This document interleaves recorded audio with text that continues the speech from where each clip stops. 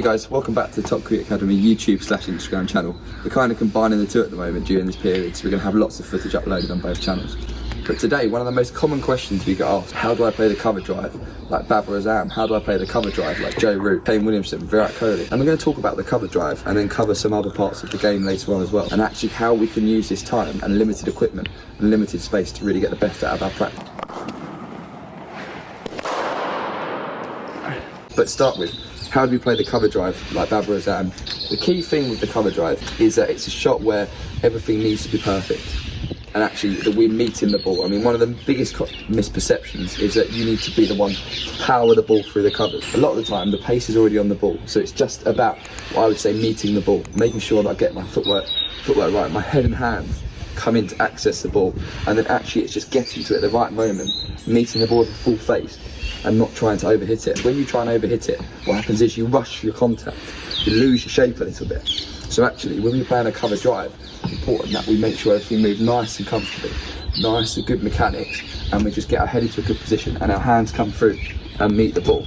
And actually, as long as you're presenting with full face, we practice our skills repeatedly, that's the best way to get success with this shot. Following on from that, what I'd like you guys to do at home when you get the opportunity is we'll start without a bat, because a lot of the time we get distracted when we're training our batting skills, because we start thinking ahead, we start thinking about the end product, the outcome when we're hitting balls. And when people are running in, a lot of time our training methods will be facing a bowler straight away.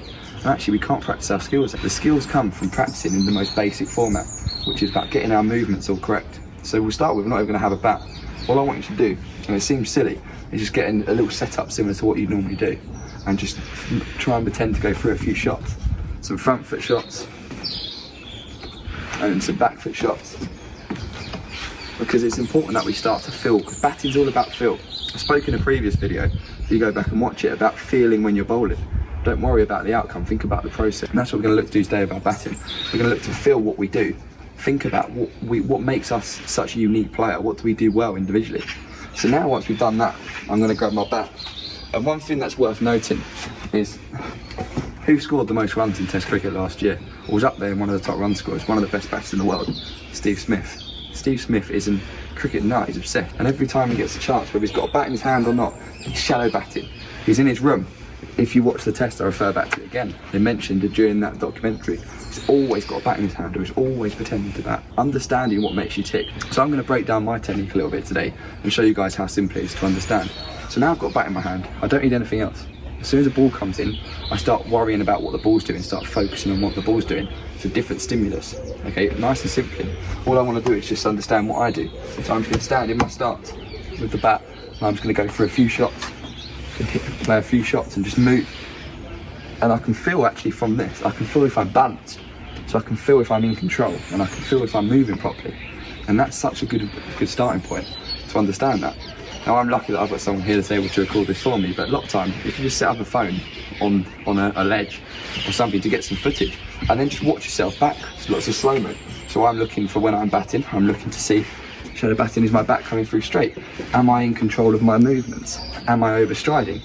Okay, and even now I'm noticing that my stride isn't too big, so I bat better with a small stride.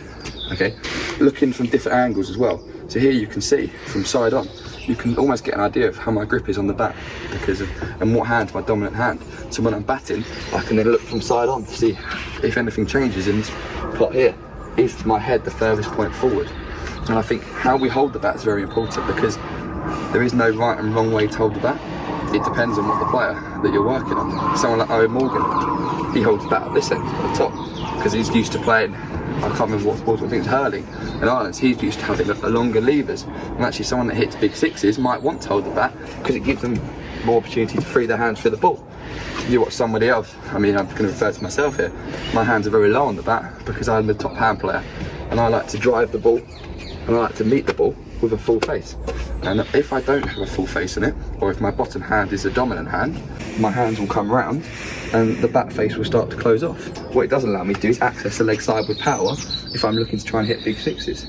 So it's about understanding what you do well, and actually what I do well might be different to what you do well. Another thing worth noting, worth practicing, is top hand, bottom hand drives. When you haven't got a tennis ball involved, just focus on playing shots with just one hand. And can you keep that level of control? Can you make sure that your feet and your hands work on the same level of control, like that. Same with bottom hand drive. Can you hit bottom hand drives with control, or do you lose your hands over that way, a bit like a tennis player? Okay, so it's important that we practice all these things, and this is the best time to practice them, putting it all together, feeling it, but also be your own coach. You've got the opportunities now during this period to really start to understand what your game is, and actually, how can I become a better player? Well, how do you become a better player? Is by understanding what you do well and then developing upon that. So all I'm going to do, again, for the last drill, I'm just going to go through the whole lot together. I'm going to imagine that I've got someone bowling to me, but there's not, so I'm just focusing on myself really.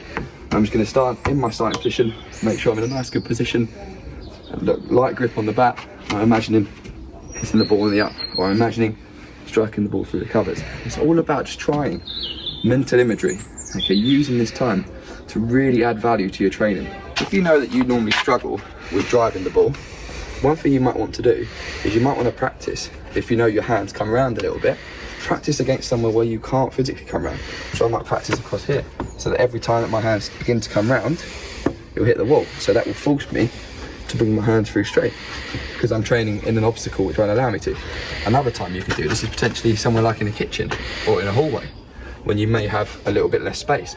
So you can't start playing these drives. Actually, forces your hands to come through straighter, okay? Key to cricket is break things down to understand why you're so successful, what makes you the player that you are, and don't try and be any other player, okay? Because that's the best advice we can give. Thanks for watching the video all the way through, guys. Well done to the ones who made it through to the end. Could have loads more tips. There's so much value we can add to our training during this period. If you check back tomorrow, and we'll have plenty more content coming up soon, okay? Like, share, and subscribe. Leave your comments down below so we can engage with you guys in the comment section and get your ideas for more videos. And thank you for watching. Take care. We'll see you soon.